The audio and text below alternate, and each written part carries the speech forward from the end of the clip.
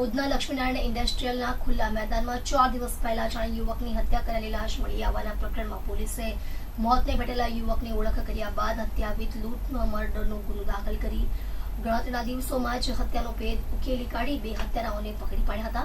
Udhna Daksheshwar BRTS બસ સ્ટેશનની સામે Laxminarayan industrial road number 1 ની બાજુમાં આવેલા ખુલ્લા પ્લોટમાં ગઈ તારીખ 11/6/2025 સવારે 9:30 વાગ્યાના અરસામાં અજાણ્યા યુવકની લાશ મળી આવી હતી. ત્યારબાદ પોલીસે સિવિલ ખાતે PM કરાવતા હત્યા થયા હોવાનું રિપોર્ટમાં બહાર આવ્યું હતું. તે દરમિયાન પોલીસે અજાણ્યાની ઓળખ કરી હતી.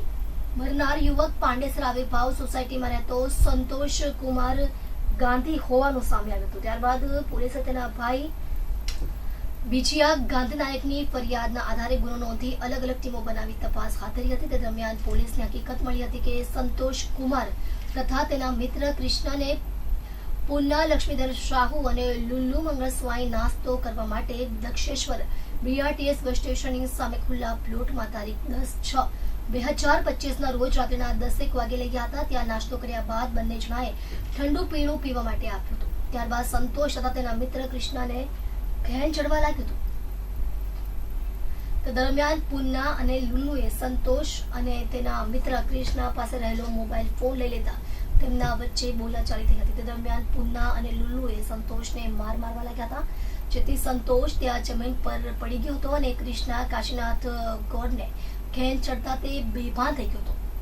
ત્યારબાદ પુના અને લુલ્લુ બંને જણાના મોબાઈલ ફોન લૂંટ કરી ત્યાંથી ભાગી ગયા હતા. આ હકીકત સામે આવ્યા બાદ ઉધના પોલીસના સર્વેલન્સ સ્ટાફે પોલીસ CCTV ફૂટેજ તથા હ્યુમન સોર્સિસના આધારે પુના લક્ષ્મીધર શાહ અને લુલ્લુ મંગળસ્વાઈને પકડી પાડ્યા હતા. લક્ષ્મીનારાયણ ઇન્ડસ્ટ્રી એરિયા છે. આ ઇન્ડસ્ટ્રીયલ એરિયામાં ગઈ 11 તારીખે સવારે પોલીસને એક કોલ આવ્યો. પોલીસે ત્યાં જઈને ચેક કર્યું તો ત્યાં એક બોડી પડેલી હતી. પછી તેને આઈડેન્ટિફાઈ કર્યું. એ સંતોષ કુમાર નામના એક વ્યક્તિની બોડી હતી. મરણ જનાર તરીકે સંતોષ કુમાર હોય એને તરત અમે PM માટે એની ડેડ બોડી મોકલી આપી. આ ડેડ બોડીનું PM ચાલતું હતું અને એની સાથે અન્ય એક વ્યક્તિ કૃષ્ણા જે એનો મિત્ર હતો એ પણ ત્યાં હાજર હતો. એ પણ એની પણ હોસ્પિટલાઇઝ કરવામાં આવ્યો હતો જે તે વખતે.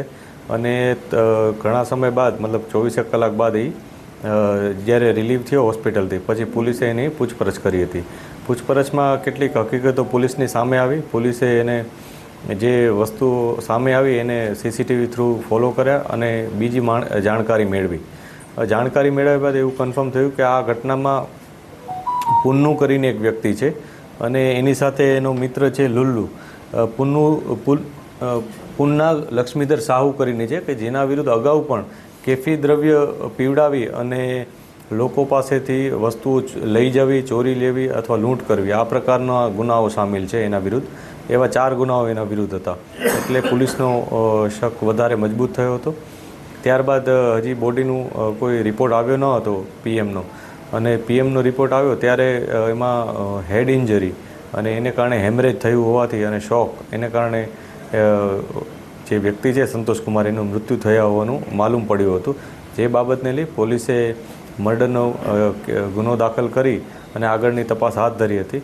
અને આ બંને આરોપીઓ પુન્ના લક્ષ્મીધર શાહુ અને લુલ્લુ મંગળસ્વાઈ જે બંને ઓરિસ્સાના જ છે, બંનેની પોલીસે ધરપકડ કરી છે. આ બંને વ્યક્તિઓ જે આ મરણ જનાર અને એનો મિત્ર કૃષ્ણા એ લોકોને નાસ્તો કરવાના બહાને ત્યાં લઈ આવ્યા હતા. અને નાસ્તો કરવાના બહાને પહેલાં નાસ્તો કરાવ્યો, પછી કોલ્ડ્રિંકમાં કંઈક ઘેનની ગોળીઓ અથવા એ પ્રકારનું કંઈક લિક્વિડ પીવડાવી અને એમને એકદમ બેભાન અવસ્થામાં કરી દીધા હતા. જેની ખૂબ જ ઊંડી અસર જે કૃષ્ણ હતો એને થઈ હતી. એટલે કૃષ્ણ એકદમ બેભાન થઈ ગયો હતો. જ્યારે એના પાસેથી મોબાઈલ છીનવાની જ્યારે કોશિશ કરવામાં આવી સંતોષ કુમાર દ્વારા તો સંતોષ કુમારને આ બંને વ્યક્તિઓએ પુન્ના અને લુલ્લુએ ભેગા થઈ અને ખૂબ માર્યો. એનું જે માથું હતું એ ત્યાં જમીનમાં પછાડી અને એનું મૃત્યુ નિપજાયું હોવાનું પોલીસને જાણવા મળ્યું છે. એટલે પોલીસે આ ગુનો નોંધી અને બંને આરોપીની ધરપકડ કરી છે.